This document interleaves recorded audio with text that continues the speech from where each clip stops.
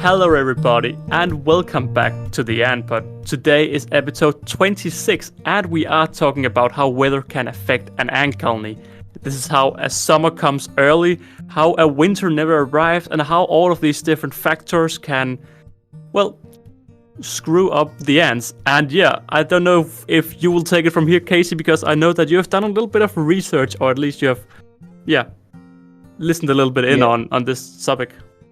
So my research is mostly just trying to figure out when Myrmecocystis flies, so honeypot ants. We have an entire episode on it.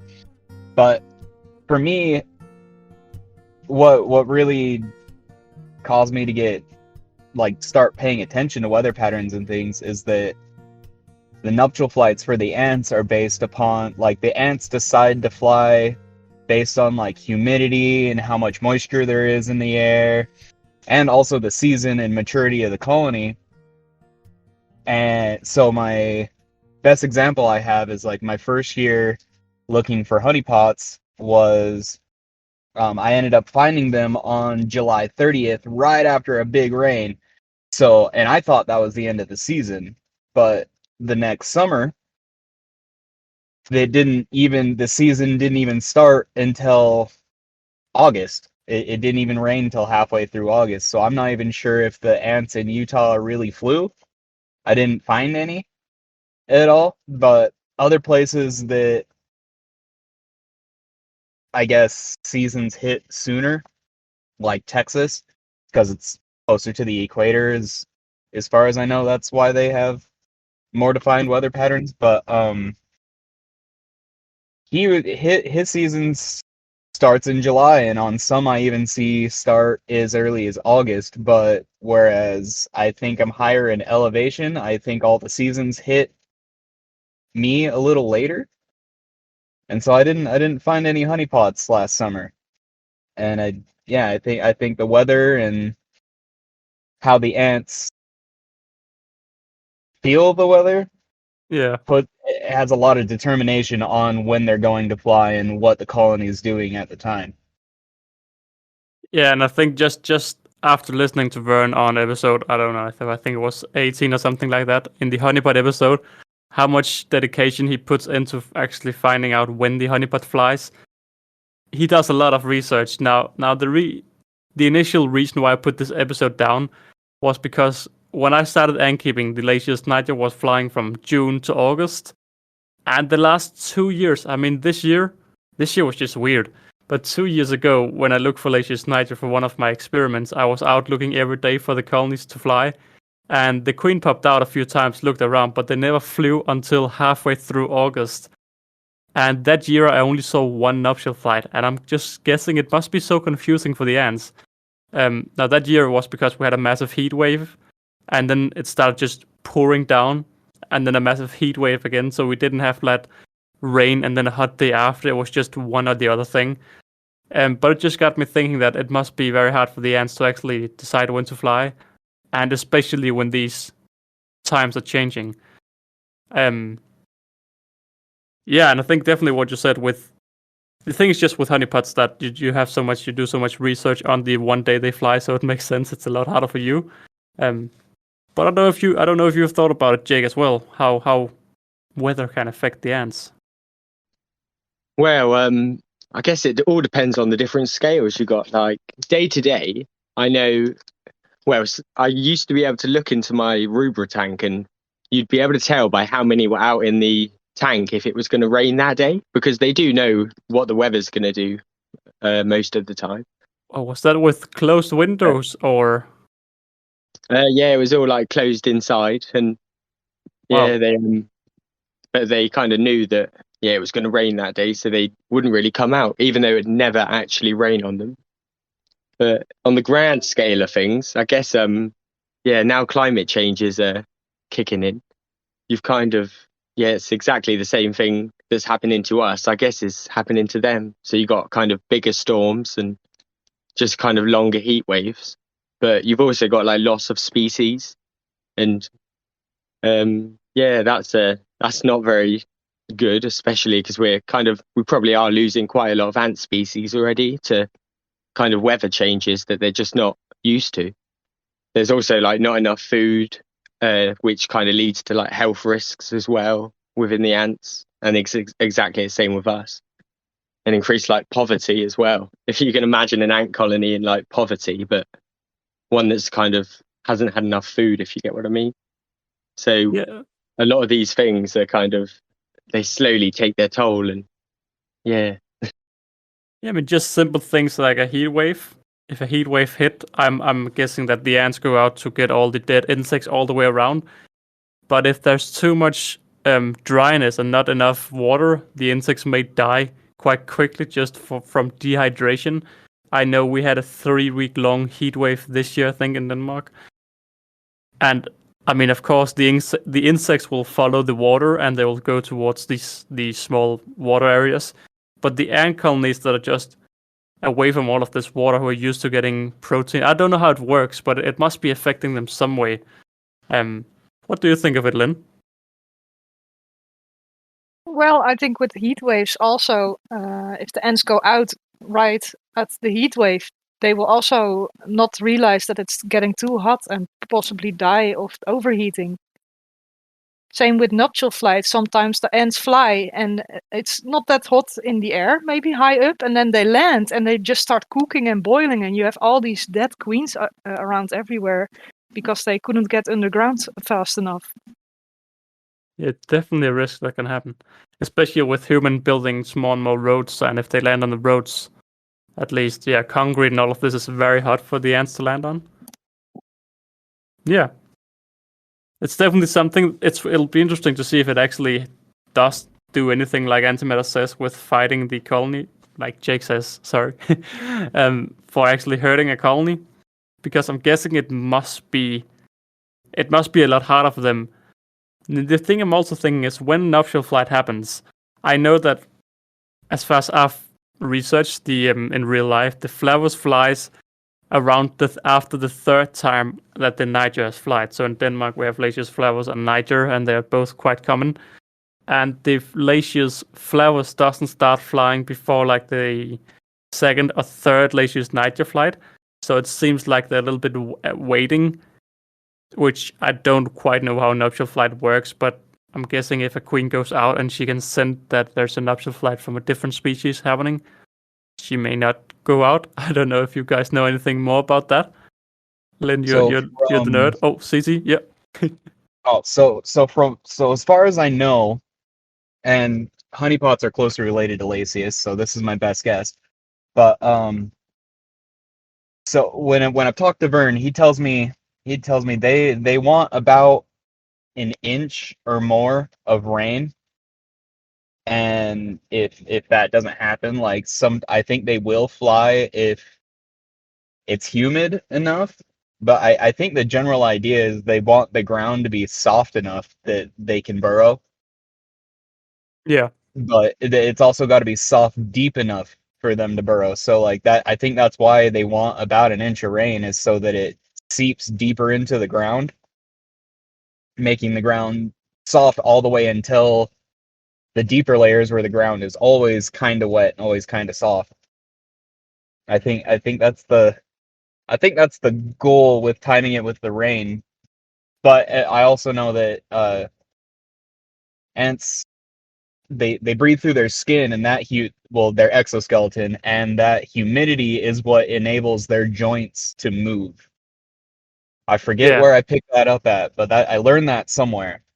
And so the humidity and just the wet and the humidity is kind of what all the exoskeleton creatures have to thrive off of. Yeah, I must say what you just said with the water, the 1-inch water. I've never thought of that, but it makes perfect sense that they like the water to have soft ground. Never done something I've actually thought about. But do you guys think it actually impacts the colony if a nuptial flight doesn't happen, or do you think they'll just eat the virgin princes and princesses and just move on with their lives? I don't think it hurts them too much, because I do believe what I've found is over winter, the elates, they can just choose to kind of hibernate with the group. And I'm not sure what happens come spring, but I'm guessing if it's okay in spring, they might have an early flight, because I do think a lot of the kind of like earlier flights of Lasius niger, they're the kind of overwinter brood and a few elates from the year before. That makes Oh, a lot yeah. of sense. I agree with that. Yeah, I've dug them up like a few times in winter there, and I've been so surprised when it's like, why is there like tens of kind of elates just stood around? I don't That's think the quite- drones do anything though. So wasn't it the drones aren't even really able to help take care of brood or anything, right? No, I don't think so. No. Yeah, to be fair, I didn't really see many drones that I can think of, so they might So have the just been drones- processes. Drones must just be kicked out and or eaten. Yeah, and that's the thing, because having virgin queens and having drones, they need to be fed all through hibernation. And of course, it's quite established colonies when they start producing these.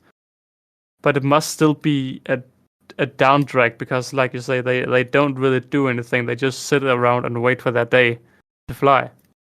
I've always just thought that they were killed and just eaten.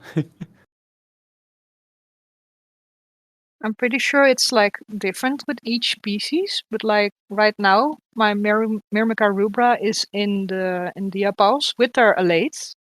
But their males, they actually ignore the males. They don't feed the males anymore. And the queen elates are still like on the tube, hoping it will warm up because they're not sure what to do. They just stick around. Yeah. But with like Nicobarensis and Maculatus, you see that if they start producing elates, the colony will take a hefty toll on the workers and the other brood, because the elates get prioritized. So of those species, I'm pretty sure that during the colder times, they might also slaughter the elates to get some food back and nourishment back into the colonies to like get stronger. And I might also do that with Lasius, like keep the queens alive until they really need those resources, and then just kill those elates during the winter, maybe. Yeah, I mean, it's a little bit what they did with my Flavus, even though it wasn't elate, it was actually real queens. I had a Flavus and they just started killing the queens, and for a time I thought, I'm pretty sure the reason they killed them was because they were too shy to go out in the art world where I fed them. Because I lost 2 queens in a matter of a few weeks until I realized what I was doing and started feeding them in the test tube. So it would definitely make sense that they would do the same thing with just virgin queens just sitting around. But it still sounds like the perfect disaster. Firstly, we have all these climate changes that makes it a lot harder to be an ankle in general, because of, well, heat, and then maybe lack of insects to eat and lack of protein. And then boom, suddenly you also have a lot of queens just sitting around needing all these resources. Yeah, just doesn't quite sound like a good combination. But Casey, had you read? You said a little bit. You said in the group chat earlier that you had read a little bit up. Was it just what you said with Vern, or had you seen any other things? So in my experience, it is absolutely what Vern said. It's Okay, yeah. you have to wait for the rain, and the rain's got to be enough. Because there was like 5 or 6 times I went out to go catch some ants, but it didn't rain nearly heavy enough. Like by the time I got there, it had already dried. And so it definitely depends on the rain. But as far as the climate change and stuff goes, from the I watched this botany guy on YouTube, but he says the dry places are getting drier and the wet spots are getting wetter. Yeah. And I don't know, and with climate change and all that, in my country it's deeply politicized, and so I'm not really sure what to believe because I don't trust politicians. Because in the way I see it, they're all trying to take away my fun. But I think I don't know. Everything's so dependent upon rain and temperature and all that, and it's definitely been irregular the last few years, because I definitely anticipated like finding ants the last day of July like I did the year before, but the season didn't even start until late July, August. And yeah, it totally threw my entire game off, and I can't imagine it's much easier for the ants to try and time everything correctly. And yeah, if the temperatures and moisture are wrong, then that puts a limit on all their resources as well. So yeah, having to take care of extra workers and queens that use extra resources, I could definitely see how that could throw an entire colony into a spiral. Yeah, and you said on another topic, I think, Jake, I popped quite sideways into the comment.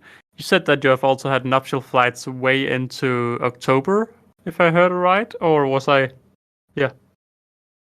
Yeah, so last year, the nuptials, pardon me, were not until October the 10th, so really late on in the season. And this year, this year, I don't even think they've come. Like, I never found a single queen ant, but yeah, they just came really late. On the last topic as well, I think the weather and stressing them out. For your Lasius niger, that's not going to be a problem, I guess, because they can live to like 20 years if it's all right, if you get what I mean. Whereas some species that maybe live to like 5 years, there's kind of a good chance they might get kind of bad weather for 5 years in a row eventually. And that, I guess, that would be the end of their whole species, if you get what I mean. If they couldn't do it for kind of the lifespan of the ants, then they've gone extinct. Like, Or a generation at the very least, yeah. yeah. I guess it's the same with when you have floods. I mean, most ant colonies have adapted some way to a flood, but they have not adapted to big floods lasting way longer than usual, and heat waves lasting way longer. I just think, yeah, it's gonna be. I mean, and again, it's something that just look at all nature.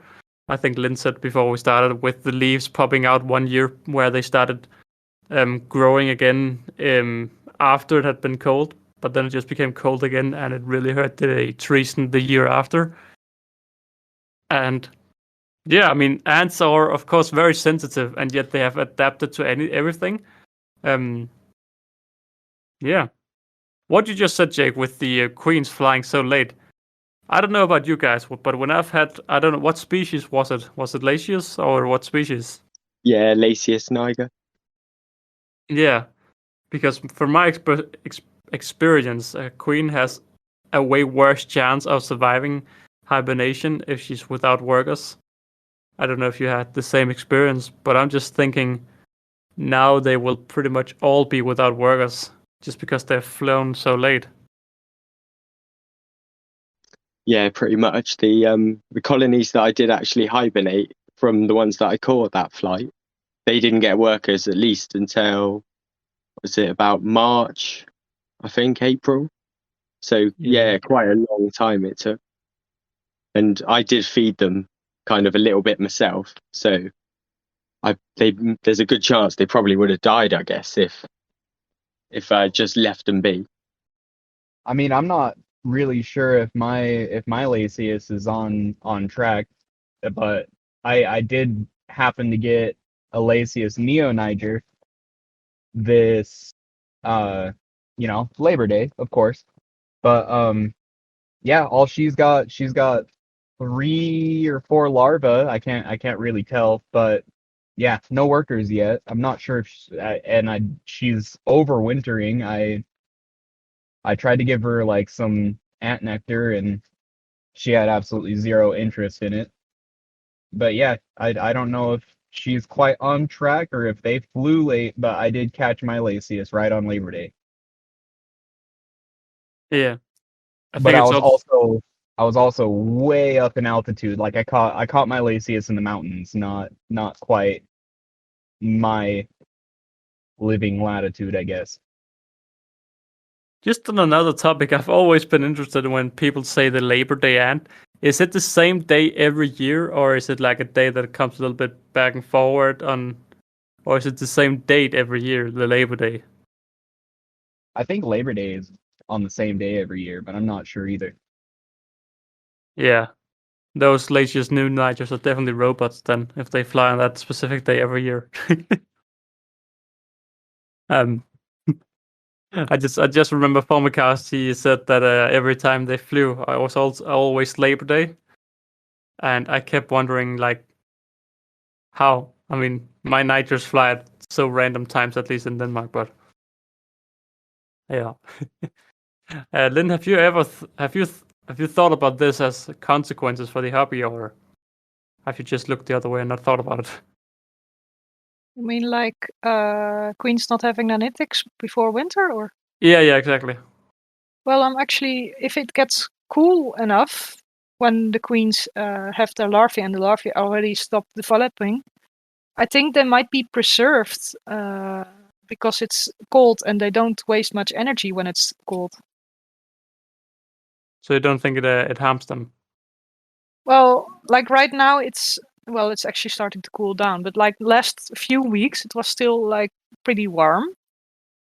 And I think they waste a lot more energy when it's warmer and there's more chance that they won't have enough water to drink, so the queens might be thirsty and stuff like that.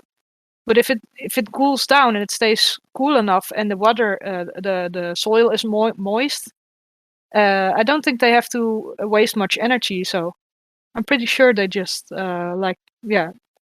just hibernate until it's time to go again. Yeah. The thing is just, at least in Denmark, our winters have like been pushed. So I have my birthday in October, and 10 years ago I had snow on my birthday quite regularly, and now we barely get any snow. The snow firstly starts to come in January, so the whole hibernation have just been pushed. So it seems like all the months of the year have just been pushed like 1.5 months forward. So hibernation starts wrong, it ends wrong, the ants fly at the wrong time. And I don't know how biological the ants' clock are, if they're just completely weather dependent. Because as far as I understand, they are just weather dependent, so they don't care about if we are in March or if we are in August. If the weather starts cooling down, they will prepare themselves for hibernation. I don't know if it's right or not. I don't know if you. What's your thoughts, guys? Well, Formica, Formica is pretty fucked when it comes to that, because they Yeah, are my very Formica season bound. My Formica don't even care that it's cold yet. Honestly, like all mine act just as active as they always are, except for my harvester ants are completely pent up for the winter. Everybody's inside the nest, huddled together, not doing anything. There's like maybe one or two workers that come out to drink water. So But do your Formica colony have brood still? so they are officially no more brood, but up until that just barely happened like less than a week ago. I had like 6 pupae in one colony right up until the other day, and now I have 6 callow workers. Yeah. And that just makes me wonder how if Formica is a totally different species over there. My Fusca colony went into hibernation in around June. That's when the queen stopped laying eggs. They developed the last larvae, and they've been broodless since like August. So I have Neo Rufia barbus, which is it's a shared species that I think Europe and North America both have. But it's also the furthest north-reaching species of any ant. The Rufia barbus and Neo Rufia barbus. They can reach up into the subarctic zone, I guess. Are they Formica or Rufia barbusan? Neo Rufia barbus. Okay, so their species name is just Rufia. Same thing except for in America. Together. Yeah, they're the same. What the All hell? right. That's getting I guess confusing they're now. mound making, like to be that high in or not altitude, but latitude. I guess you got to have a big mound to stay warm. Yeah. Yeah, what was it? There's, I think, I don't know what country, but it's in Europe somewhere, but there's a super colony of Rufia Barvis that, yeah, that I think David Attenborough has an entire documentary about it, but I'm not sure. Yeah, he definitely has one about. Yeah, he has made about Formica Rufa at least, or Sink. To be honest, I don't know the difference between Sink. I don't think anybody really does. No, they're all pretty much, they have the same color almost, and they build the same type of nest. It's just, yeah. On that point, I've lost it. I just I see a queen and I know that's not one you can capture. I don't even bother to try to get species specific with Formica at all. It's too hard. No, but the thing is, I'm guessing it's not a parasitic queen you have then, if you have managed to found her. No, I did have a parasitic queen that I deeply considered sacrificing one of my Neo Rufia Barvis for, but I decided against it. Yeah. But yeah, that's as far as Formica go. That's it. That's all I got. Yeah.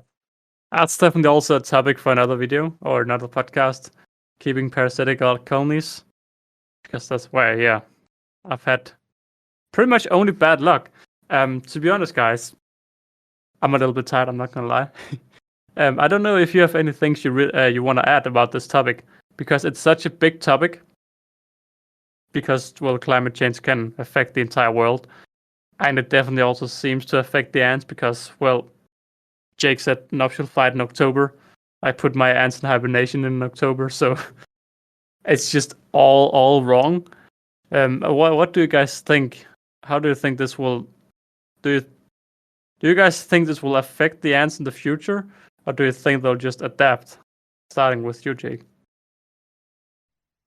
Well, I'm guessing a lot of them, I guess, can adapt because they are able to fly, so they can travel like vast distances if the wind is right.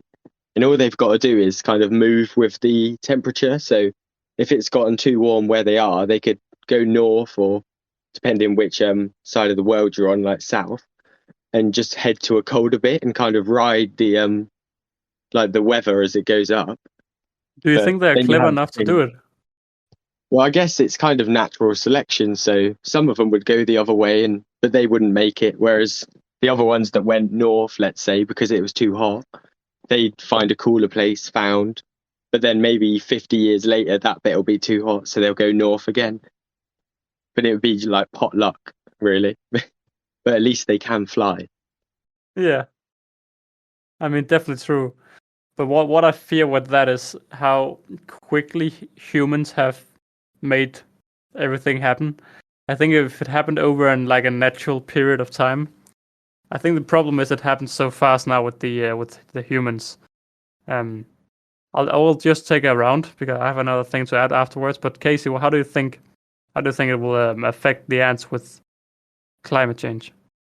I think a more generalist species will be fine, like Tetramorium immigrans, the fire ants, the stuff that have really figured out how to make a living with humans. Yeah. Whereas the more specialized species like leafcutters and honeypots and the cool ones we really love, I think they'll definitely have a harder time, because it seems like, so generally, like from all the nature shows and stuff that I watch, it seems like in the US, anything that had like a further north reaching boundary, like I guess a good example would be Joshua trees, even though they're dependent.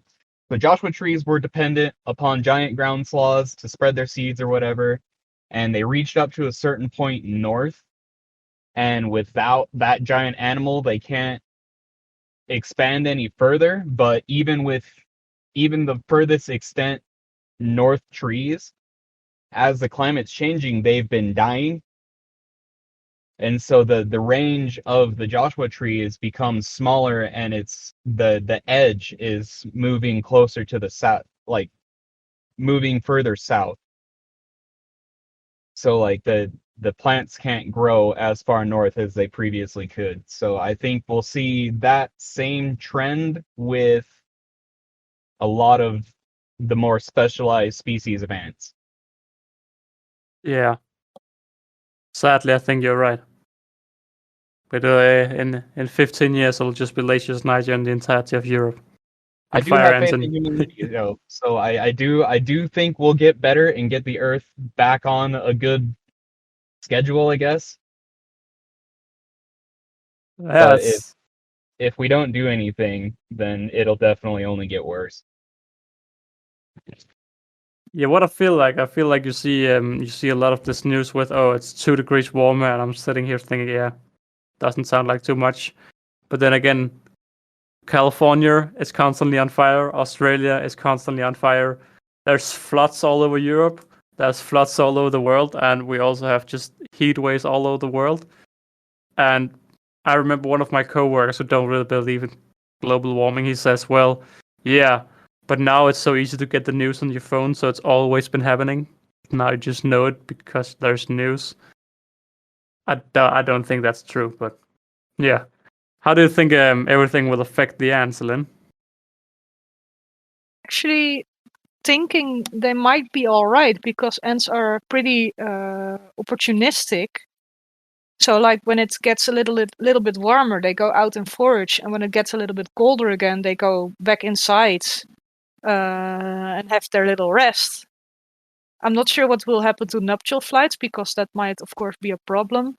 And I don't know about droughts or floods or burning stuff. I'm actually kind of wondering what happened to the ants all over in Limburg when it flooded. But I think like the colonies with regular colonies, like day-to-day life. If it becomes like 15 degrees again tomorrow, they will just go out and forage. And then if it becomes 7 degrees the day after, they will just go back to sleep. I think they might be smart enough for that. Definitely. It's kind of the one or the other, most likely. Either they are smart enough or they just close the door and go home. Because I've always heard that they just close the door and kind of just go home. But that may be when like the freezing degrees hit that they proper seal the nest. It's definitely something that you can do a lot of research in how they actually go into hibernation. But a totally other thing I just thought of was what we talked about last week or a few weeks ago, with the Cremagastus scutellaris slowly coming higher and higher up through Europe. Oh yeah. Yeah. And it got me thinking about where you live, Casey. So where you live, you have the hard winters, and you don't have these Solenopsis geminata due to the winters. But it will be interesting to see if the winters get less and less, to see rather Solenopsis suddenly travels further and further, because right now it seems like they stop where the freezing degrees come. At least you say you don't have the geminata where you live, and you also have the winter. So it'll be interesting to see. Yeah, go on. Utah's kind of weird because we do get the hard freezes, but that's where most of our moisture comes from. So in the summer, Utah's pretty hot and dry. It doesn't get nearly as hot as like Nevada or Arizona or even parts of Texas because we're not as close to the equator. But in the summer, like we regularly reach like 100 degrees, maybe 110 Fahrenheit. And I think that's also a big part of it, is that because that's why we have honeypots, right? Is because in the summer it gets so hot and dry that nothing's blooming, no other animals are out, nothing wants to be there. And so the honeypots save their resources from the spring and the fall when things are blooming. And I'm just really hoping we never have to deal with fire ants because they're awful and Utah has so many cool species that just live here. And I don't want them to be outcompeted, but no, exactly. Because that's what they can be. They can be outcompeted if these crazy ants suddenly arrive and say, "Hey, no more winter, let's go all in." absolutely. That's where it can be devastating. Same with the Scutellaris in Europe, how they slowly get further and further up. And I've seen a Scutellaris colony in real life. Damn. They had trails, 30 meter long trails. When I came the first day, I was on vacation in Italy. I saw them and I just didn't believe that it was the same colony. But the more I followed it, I could just see that they walked all the way up the house. They walked past the house and down, and they were just all over, and it was one long trail. It was crazy. I've never seen any ant stuff like that before. And now I hear all over the place that they're coming more and more up through Europe. They're gonna be hard for species like Camponotus to compete with, just because Camponotus is so slow growing in Europe, and generally slow. Yeah, it's gonna be interesting to follow. Yeah, we Because- already have more Crematogaster colonies in the Netherlands than we have Camponotus colonies. That says a lot, because the Camponotus species in the Netherlands are really dying out.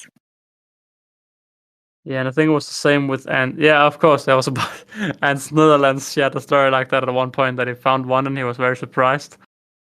But yeah, it adds up with what you're saying then. Yeah. I guess you've also got to factor like cities into the whole like invasion plan, if you get what I mean as well. Because say a Cremagaster colony kind of got properly established in a city where it's a little bit warmer, and it's kind of, yeah, it's always nice and warm in the city, so they could get established and then fly off into the countryside. And they might only last one season, but one season of Cremagaster scutellaris is at least 500 workers, and then you times that by the millions, if you get what I mean. And they're all established too, because there's nothing to stop them. Yeah, So and then they could if you spread have so a fast. a hot winter and they don't die in winter, Yeah, you've got a then- disaster on your hands then. yeah, So if you end up with an extra strong queen that can overwinter, and all of a sudden that change is made, then her babies will probably be able to handle winter, and then next thing you know, it's a naturalized species. it's gonna be interesting to follow, because it seems like the Cremagaster are moving fast.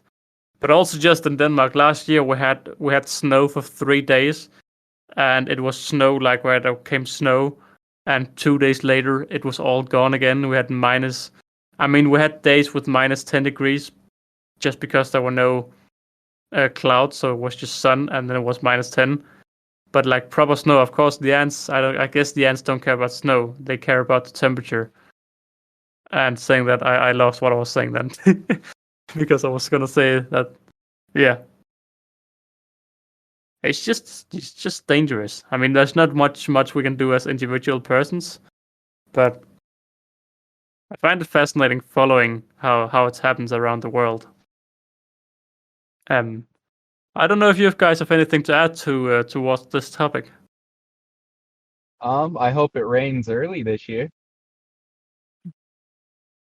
Hang As on. of right now, like the mountains I can see, they're all nice and covered in snow and everything. So hopefully that gives us better rain the following season. Yeah, like that. Yeah, I see. But how is it in Utah with weathers? Do you break records with the different weather? So Or is we it like the actually- same? Utah's pretty consistent, thankfully. We do generally get 4 seasons even if we don't feel it, like,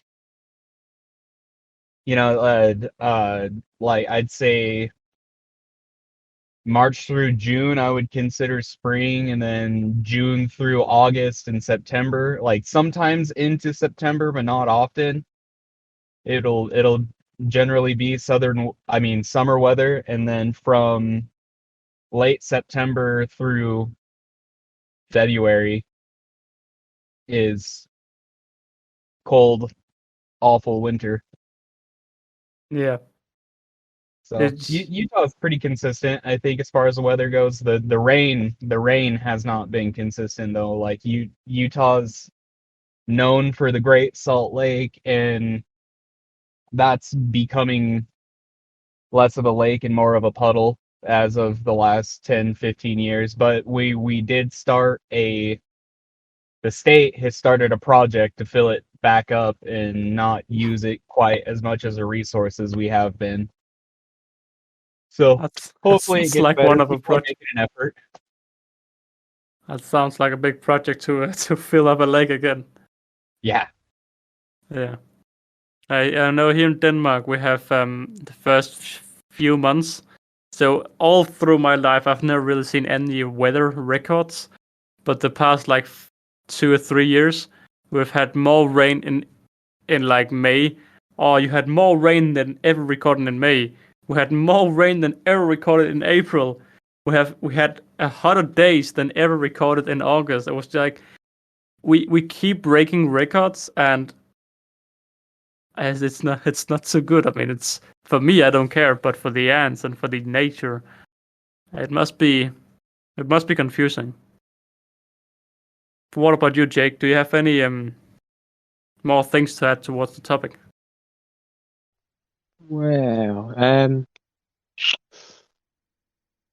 not too much, to be honest. I guess there is the risk as well as it does warm up. I'm not sure. Some kind of ants like higher elevation, and I'm not sure if it's because of the oxygen levels in the air or if it's because it's a little bit colder up there.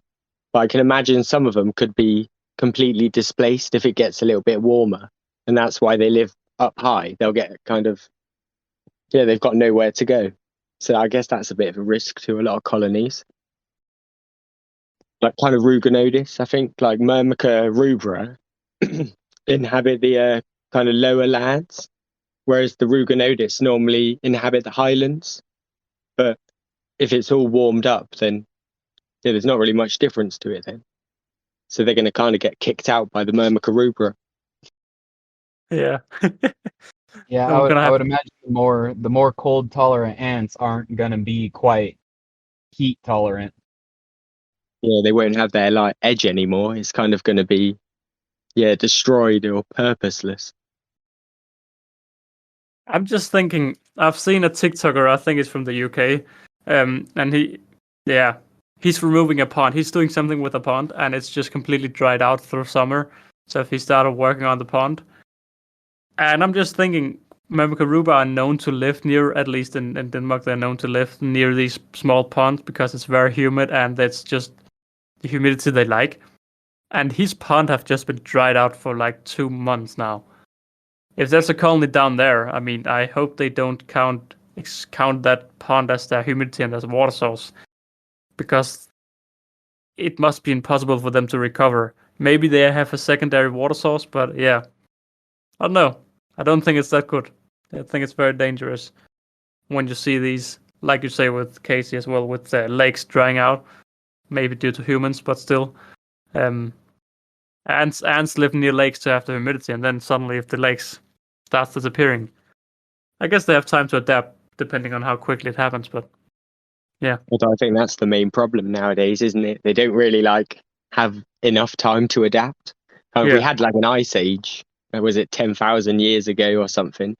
But it happened really slowly. So every ant kind of, it could adapt. So I don't know, between a few degrees of change, it might be hundreds of years. And for an ant, that's like hundreds of generations to get like a better grasp of the new environment. Whereas now it's happening so fast. It's maybe like 10 generations and everything's changed again. Yeah. I do think humans are making definitely making a better effort to, not destroy our planet. We're getting better.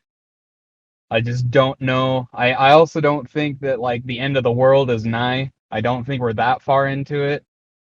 But I definitely think we are causing problems and with the patterns and everything, with the weather patterns. But I do think humans are making an effort, and I don't think that we're gonna have quite the mass extinction that we're all told that we're gonna have all the time. No. Because Yeah. humans are pretty innovative, and we in just 5 years we could definitely make a big enough change if somebody comes up with a better idea of how to do it. Yeah. The question is just like the wildfires in Australia. How quickly we can do something to help that not happen, because that must have killed so many. I mean, it killed so many animals crawling around the trees. But I mean, that's where ants are lucky because they can go underground. So But I think parts of Texas and California that are constantly on fire. So some of those habitats that do go up in flames are actually fire dependent. And yeah, so those yeah. trees and plants need that fire, but humans think fire is bad. And so we quit allowing fire in those areas for such a long time that now they're extra flammable Yeah. because none of that stuff that was supposed to get burned off for like 10 years, and then all of a sudden something sets spark to it and it just all goes up super fast. So I And think us as a species trying to, as we get a better understanding of our environment and the way it's supposed to work, I think we will do better to support that. definitely, it's gonna be. Yeah, I haven't thought about that before. Of course, a lot of these fires are a natural thing to happen. But Yeah, I I would don't like know. to, I don't know if Australia was supposed to go up in flames like that. I don't think it's supposed to, but for my areas that I'm aware of, yeah, there's a couple spots that are supposed to catch on fire every year. yeah. You said before that you don't think it's as bad with the whole climate change. Now we do have one person right here from the country that lays below the sea, together with 19% of the podcast listeners. Just want to give a shout out to all of you, because half your country is like below sea level, so yeah, Yeah, not so good. yeah. No, I don't like. I think we definitely add to it, but I do like more than what's happening naturally. But like it does wane. It goes back and forth. But I definitely think we are adding to things and speeding them up a lot more than they should be. So I'm not a climate change denier. I just think that we are often told that it's going to be the end of the world. And I don't think it is quite that far yet, No, but it I is don't. I happening. never think it's gonna be the end. I mean, the big thing is if the Gulf water thing starts stopping, if it becomes too hot. Isn't it called the Gulf? Oh, It's- that massive Oh, water the Gulf reservoir Stream? in the desert.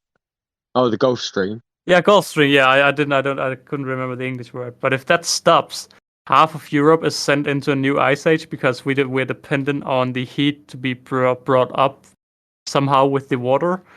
And if it gets too wet, this stream may stop, and that can cause a new ice age from half of Europe.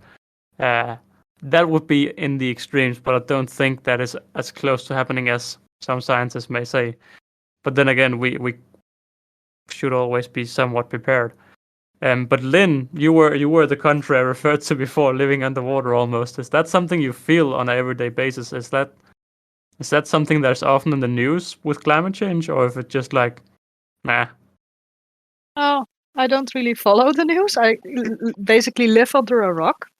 Ah, all right. But I used to live on a boat, on a ship actually. So that's when I was in the actual part that would flood really quickly. So I wasn't too worried about it. And now I live more to the German border of the country, so it doesn't flood as fast here either. Well, saying that actually Limburg flooded somehow. So I don't want to think about it. Clever decision. Clever decision. All right, well, guys, I think we have reached the end of this topic. I didn't quite know what I was going into when I wrote it down. Also, for all of you listening, if you have any topics you would like for us to take up, please do let us know in the comments or send it to the Antpod Instagram. We have currently scheduled some kind of episodes all the way up to episode 35. But some of them are definitely not so good, and we would love to hear some inputs. Maybe you guys want to hear more species-specific podcast, just send us a message and we'll see what we can do. But yeah, guys, we have. I mean, the thing is, we are pre-recording this a little bit because episode 25 is a live episode, as all of you, of course, know, because this is episode 26. But today, episode 24 just came out, so it's a little bit pre-recorded, but I think we can still talk with Lynn. Lynn, you have an experiment going on. What's this week's update? Which is now when everyone listening. Weird. Yeah, it's gonna be in the future, but oh god, it's gonna be delayed in the future. But yeah, what's the update, Lynn? Well, right now we have 2 Mesocephalodus workers. One of them is guarding the entrance, while the Babarus workers are just like roaming around, taking care of the brood, making sure everything stays moist, and gathering seeds, which they've been gathering from the second tube. And they don't like the new tubes at all, so they've blocked off their entrance to the Saturn. But I have caught them like putting all of the brood inside the outworld of the Saturn when it was dark, because that corner of the outworld is on the heat mat. So the Babarus, I keep saying Mesor, the Babarus workers are doing their job very well and taking their job very seriously. So they take very good care of the Cephalodus. That's such an interesting experiment. Gonna be exciting to follow. I don't know if you, Jake, or Casey have any ant news, but I have quite some ant news. 1 year ago, a small YouTuber got a colony of Tetramarum bicarnatum, and there was a special video released this week, which is now 2 weeks ago when you guys are listening, about this Tetramarum bicarnatum colony and how it has grown into insane numbers. And now half of all Ancubes are keeping it. So yeah, shout out to Jake Antimatters for putting that video out.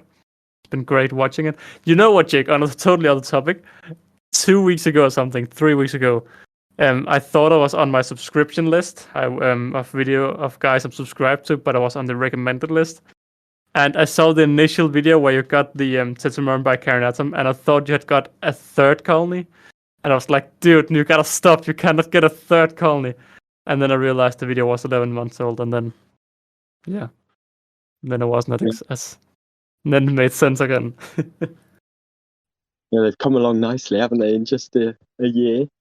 That was going to be my news, that was. Yeah, I stole your news. They're doing so well.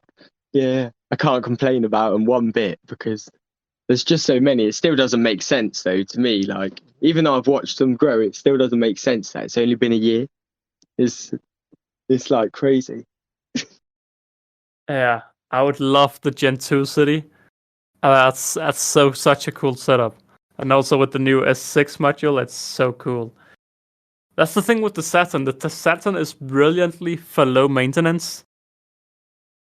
But I really like seeing them walk around the nest as well. It's just another thing seeing them in nest than in just test tubes. Yeah, you're going to have to move yours out soon. They're going to outgrow it. I know they've actually hit hibernation as well. Oh, they've gone into diapause, yeah. Yes. Cheeky monkeys. They have so many larvae, but they don't have any pupae anymore, so yeah, they have some sort of a diapause. But yeah, Jake. Also, of course, here in the Antpod, we're also following the different stories developed. What about your Acromyrmex? Well, the Acro, yeah, I got a new queen, and I think she's doing all right. Although earlier they started chucking all their fungus onto their rubbish pile. I'll quickly have a look, see how they're doing. Also, why did you decide to get Acromyrmex when you're already keeping Ada? Because the Acromyrmex, they're supposed to be a little bit tamer, and I've got the Atta kind of. They're being good girls now. They're well trained, so I thought, oh yeah, I could probably have another colony now. And hopefully the Atta don't go nuts, but they are actually behaving pretty well. Yeah, my Ada are not behaving. They started finally building a fungi. Oh, sorry, what, Casey? I said, now you guys have jinxed yourselves. No, yeah, but mine isn't doing well. I mean, oh yeah, the colony's doing well, but they finally started putting, building a fungus in their trash fungus container, And then the other container filled with trash got full, and I could see that they started putting trash in the fungi chamber, and I quickly took out all of the trash from the trash chamber, and now the trash chamber is just empty, and the fungus chamber is just another trash chamber now. So I failed completely, and they've just done everything but what they were supposed to do. But Casey, do you have any ant news while we wait for Jake to check on his colony? I have all I really have is the short documentary I sent in the group chat. I have to go find out what it's called real quick. Yeah, it was a good one. I sat down and saw it all. It's just short. It was a long one. It was like 28 minutes. Oh, that's a short one for me. I like watching the hour-long ones, but Oh yeah, true. it is called The Museum of Earthly Life. How many ants there are on Earth? Yeah, that's a good one. I got so confused. I saw like a clip that looked exactly like my clip, one of my leafcutter clips, and I was like, dude, that looks so much like my clip. And I saw that he kept using Ants Canada clips and Ants Australia clips without giving credit. So I'm like, could it actually be my clip? But then when I saw it again, I could see that the angle was a little bit different. I couldn't. I know my clips quite well, but I honestly didn't even realize that those were Ants Australia and Ants Canada clips. I thought this was something that was stolen from TV and put on the internet. Oh, it was also that. But there was Fire Ant Queens, and he used a lot of Ant Canada clips and a few Ants Australia clips. But damn, the leafcutter clips looked a lot like he had the fungus. They had fungus clips, and it just looked completely like my Acromyrmex fungus clips. I'll have to rewatch it because I have YouTube Premium, so I just listened to it. Oh. So I actually haven't. Well, I did watch some of it last night, but for the most part, I had it on for background noise. Yeah. So I'll definitely have to pay more attention to it and watch it again. Yeah, I mean it's only for a few seconds you see the clips, but yeah, it got me to see the whole thing to see if there was any clips that actually. I wanted to see more of the leafcutters because I want to make sure that or not make sure, but I want to see if it actually was my clips. But yeah, Jake, what's the update on the Acromyrmex Queen? Oh yeah, how far did it get? 'Cause I think I must have forgot to press the button. But the Acromyrmex Queen, anyway, she's doing really well, the new one.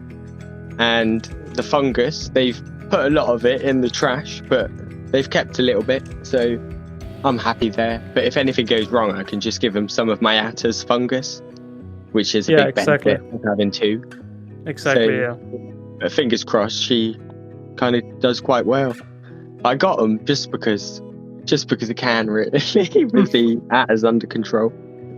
Yeah. Touch wood. I mean, yeah, that's really the only reason I decided to keep Lasius niger is because I saw that they were closely related to honeypots. So I was just like, yeah, why not? That's cool. Complete the collection.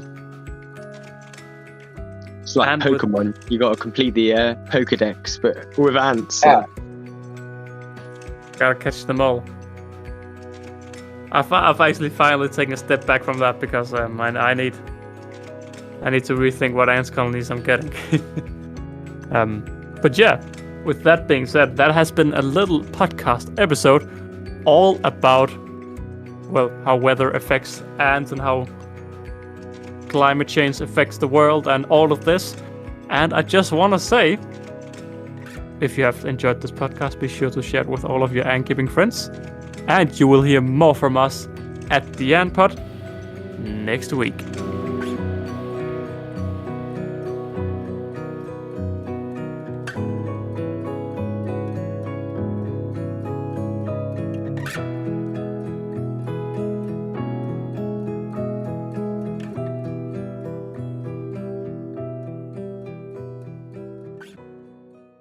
Bloopers.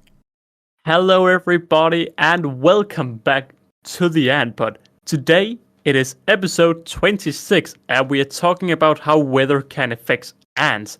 This is how a delayed winter can come, a summer can come too early, a summer doesn't come at all. How does all of these different factors in with the ants? And okay, I'm gonna take this all from the beginning. It went all wrong. Right. Hello, everybody, and welcome back to the Anpod. Today it's 20. Oh my god, what am I saying normally? I can't remember. Oh, a little bit. Today it's what am I saying normally? It doesn't matter. I'll just wing it. I don't All right. know. Hello, everybody, and welcome back to the. All right, for real this time.